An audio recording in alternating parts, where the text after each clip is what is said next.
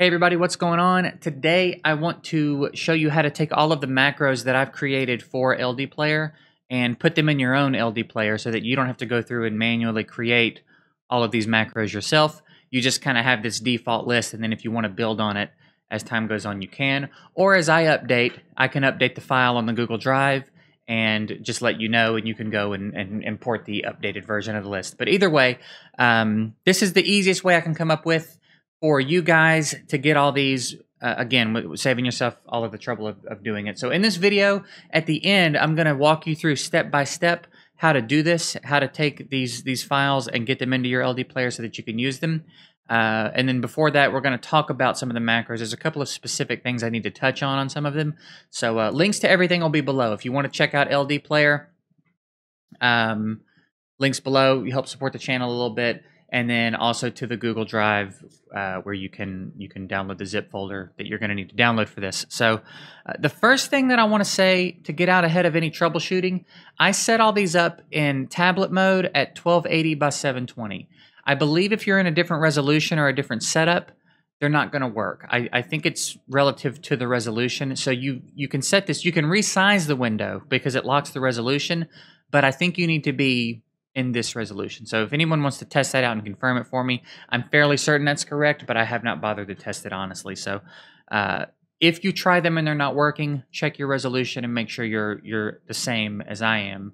And then beyond that, you know, we can troubleshoot any other issues as needed. So here's our list. We've got one setup for each stage 20 dungeon. So from this screen, if I was to hit play, it would take me into Spider and then turn on Auto Battle and keep running Spider until I ran out of energy, right? Or until I manually stopped it. Same with the potion dungeons. I've got one set up for each potion dungeon. For this clan boss one, if you're running a Bat Eater and your second Man Eater goes before Painkeeper, then this one will work.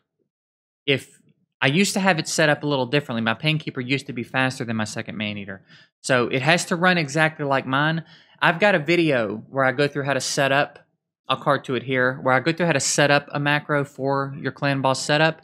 So if your Bat Eater runs a little differently than mine, just set one up for there. It's not hard at all. You just basically, there's 2 extra button presses beyond your normal Bat Eater setup, right? It's very easy to do, and I'll walk you through how to do it in that video if you need to. But if yours runs like mine, then this will be good to go.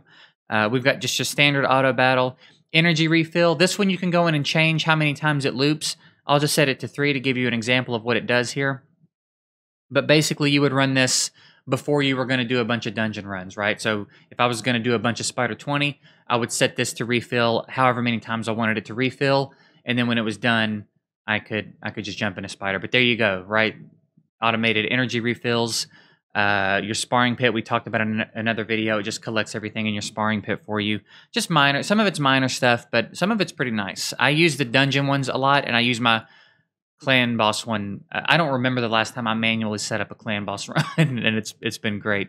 And then summon 1 pop and 10 pop. You have to pop the first shard, but then you'll be good to go, right? So if we go in here, I'll do it with a green shard.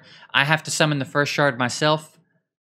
But once that's done and the champion is here, I can come in here and do this, and now it'll continue to summon shards without me having to touch it, right? And I've done the same thing for the 10 pops as well. So this could be pretty handy if you got a big summon session planned. You know, I'm saving up a crap ton of voids right now. I'm waiting on a good 10x. I think I'm at like 335 on my main account. 334. I am on my main account. I don't know why I thought I was on the free to play for a second. But yeah, we're stacking up voids for a really big session. So that'll happen on twitch.tv/JGigs, by the way, if you want to go follow me over there, get notifications when I go live. I'll be announcing when that summon session is going to happen. Once I know when it's going to happen, it's going to be dictated by what kinds of 10x events we get in the future.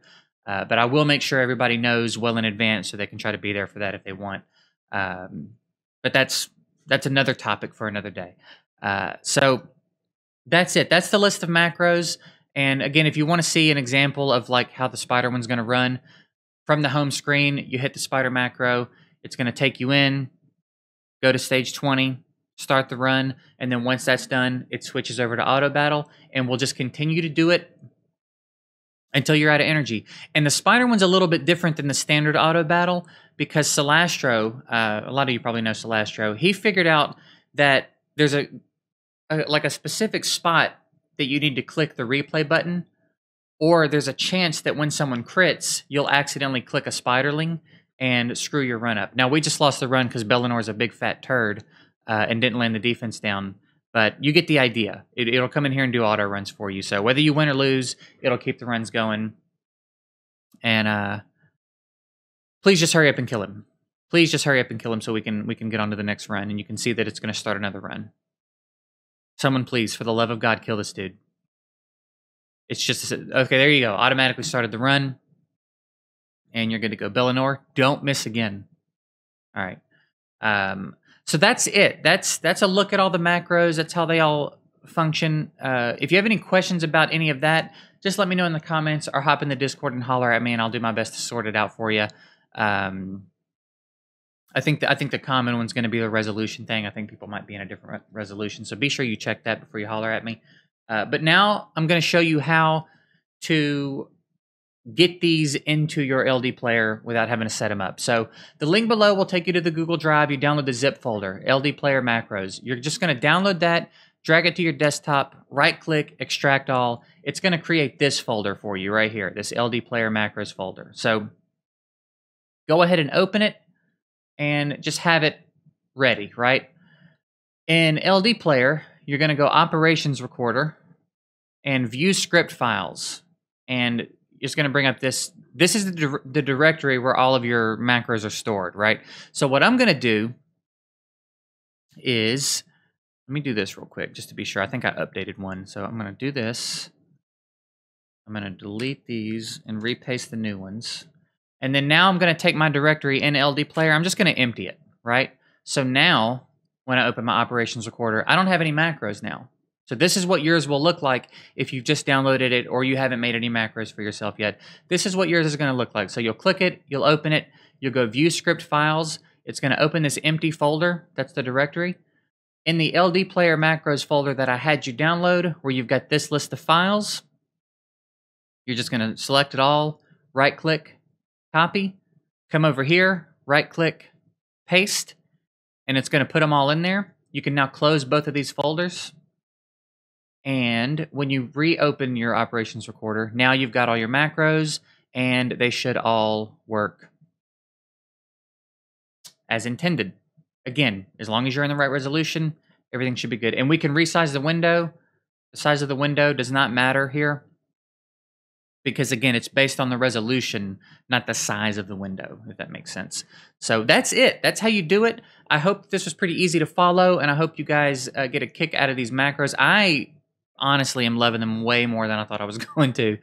Even Clan Boss, which doesn't feel like it's that tedious, to just be able to start a key and hit that button for it to go and move on, just magical, man. I'm in love with it. So I hope that you guys get as much out of it as I have. And again, any questions, drop them below. That's it. I'm done rambling. I appreciate you guys watching, and we'll see you later.